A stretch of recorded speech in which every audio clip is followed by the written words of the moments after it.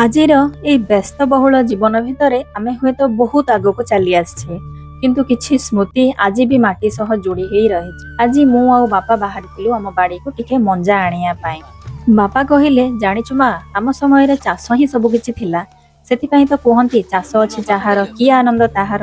ଆଗେ ଘରେ ଘରେ ମାଣ୍ଡିଆ, କଦଳୀ, ଶାଗ ସବୁ ହେଉଥିଲା। ଏ ତ ସବୁ ପରିବର୍ତ୍ତନ ପୁରା ହେଇଗଲାଣି। ଲୋକ ଆଉ ପରିଶ୍ରମ କରିବାକୁ ଜମା ବି ଚାହୁଁନାହାନ୍ତି।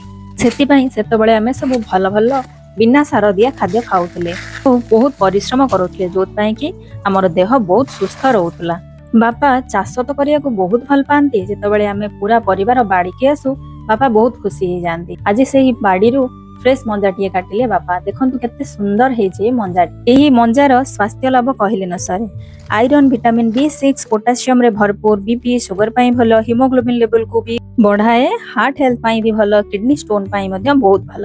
ଏଠି ଦେଖନ୍ତୁ ତାର ସୂତା ବାହାରେ, ତାକୁ ସୂତାକୁ ବାହାର କରିକି ତାକୁ କାଟିଦେଲା ପରେ ବର୍ତ୍ତମାନ ମୁଁ ଲୁଣ ହଳଦୀ ଗୋଳେଇକି 10 ମିନିଟ୍ ପାଇଁ ଢାଙ୍କିକି ଛାଡ଼ିଦବା। ଏପଟେ ମୁଁ ନୂଆ ଟେକ୍ନିକରେ ଆଜି ବନଉଛି। ମସୁର ଦାଲି ଗୋଟେ ମୁଠା ନେଇ ତାକୁ ମୁଁ ଧୋଇ କରି ଭଲ କରି ପାଣି ଦେଇ ତାକୁ ଭିଜେଇ କରି ମୁଁ ଏଠି ରଖିଦେଇଛି।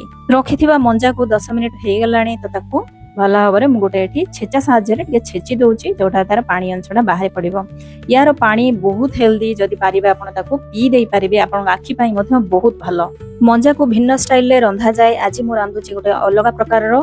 ଆପଣ ଏମିତି ତାକୁ ଭଲ ଭାବରେ ମଳି ମଳି କେମିତି ମୁଠା କରି ତାକୁ କାଢିକି ରଖିଦିଅନ୍ତୁ। ଏଠି ଛୋଟ ଛୋଟ ସାରୁ ଆଉ ଆଳୁକୁ କାଟି କରି ନେଇଯାଇଛି। ଏଠି 1ରୁ 1.5 ଚାମଚ ସୋରିଷ, ଜିରା, ଲଙ୍କା, ଅଳ୍ପ ପିଆଜ, ଅଳ୍ପ ରସୁଣ, ବାସ୍ ହେଇଗଲା ୟାର ପେଷ୍ଟ। ତାକୁ ଆମେ ଭଲ ଭାବରେ ଗ୍ରାଇଣ୍ଡିଙ୍ଗ କରି ପେଷ୍ଟ କରିଦବା। ଏଠି ଯୋଉ ମୁଠା କରିକି ଆମେ ରଖିଥିଲେ ମଞ୍ଜାକୁ, ତାକୁ ସବୁ ଆମେ ଖେଳେଇ ଦବା। ତେଲରେ ଫୁଟଣ, ଲଙ୍କା ସବୁ ପକେଇ ସେ ମଞ୍ଜାଟାକୁ ତା ଦେହରେ ଦେଇଦବା। ତା ସହିତ ଆଳୁ ସାରୁକୁ ମଧ୍ୟ ଦେଇଦବା। ତାକୁ ଆମେ ଭଲ ଭାବରେ ଟିକେ ମଞ୍ଜାର ପାଣି ମରିଲା ପର୍ଯ୍ୟନ୍ତ ଟିକେ ତାକୁ ଭାଜି ନବା। ଭାଜି ନେଲା ପରେ ଏଠି ଆମେ ମସଲାର ପେଷ୍ଟକୁ ଦେଇଦବା। ମସଲାର ପେଷ୍ଟକୁ ଦେଇ ଦେଇକି ତା ଦେହରେ 5 ମିନିଟ୍ ଯାଏଁ ଟିକେ କଷିବା। ତାପରେ ଆମେ ଏଠି ମସୁର ଡାଲି, ଲୁଣ ଟିକେ, ଅଳ୍ପ ହଳଦୀ ଦିଆଯିବ, କାରଣ ଆଗରୁ ଆମର ହଳଦୀ ପଡିଛି। ଏଗେନ୍ ତାକୁ ଆମେ ଭଲ ଭାବରେ ଟିକେ ଗୋଳେଇ ନବା। ଗୋଳେଇ କରି ତାକୁ କିଛି ସମୟ ଗୋଳେଇଲା ପରେ ତାପରେ ଏଠି ଆମେ ଟମାଟୋ ଦେଇଦବା। ଅଳ୍ପ ଟମାଟୋ ଦେବେ, ଯେହେତୁ ମଞ୍ଜାଟି ଟିକେ ମିଠା ପରିବା। ତେଣୁକରି ଏଠି ଆମେ ଭଲ ଭାବରେ ତାକୁ ଦେଖନ୍ତୁ ସନ୍ତୁଳି ଦେଲା ତାକୁ ଭଲ ଭାବରେ ପରେ ତା ଦେହରେ ଆମେ ପରେ ପାଣି ଦବା।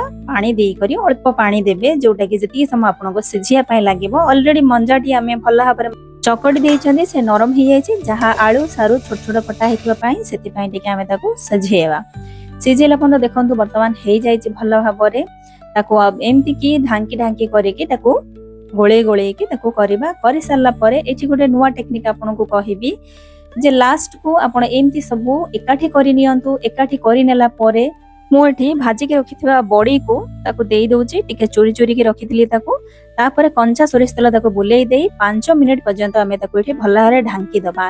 5ଟି ସ୍ଲୋରେ ରଖିବେ। ତାପରେ ଦେଖନ୍ତୁ ଏଠି ସୁନ୍ଦର ଭାବରେ ଆମର ମଞ୍ଜାଟି ତିଆରି ହେଇଯାଇଛି। ୟାର ଟେଷ୍ଟ ଏତେ ଭଲ ଯେ ପଖାଳ ଭାତ ହଉ, ଗରମ ଭାତ ହଉ, ଆପଣଙ୍କୁ ସବୁଥିରେ ବଢିଆ ଲାଗିବ। ମତେ ତ ଏମିତି ଏକା ଖାଲି ଖାଲି ଏମିତି ଖାଇଯିବାକୁ ବହୁତ ଭଲ ଲାଗେ। ଆପଣ ମଞ୍ଜା କେମିତି ରାନ୍ଧନ୍ତି ଦୟାକରି କମେଣ୍ଟରେ ଜଣେଇବେ। ଭିଡିଓଟି ଭଲ ଲାଗିଲେ ଲାଇକ୍, ସେୟାର ଆଣ୍ଡ ସବସ୍କ୍ରାଇବ କରିବେ। ଫେସବୁକ୍ ପେଜ ଆଉ ଇନଷ୍ଟାଗ୍ରାମ ପେଜରେ ଦେଖୁଥିଲେ ଫଲୋ ନିଶ୍ଚୟ କରିବେ। ଧନ୍ୟବାଦ। ଜୟ ଜଗନ୍ନାଥ।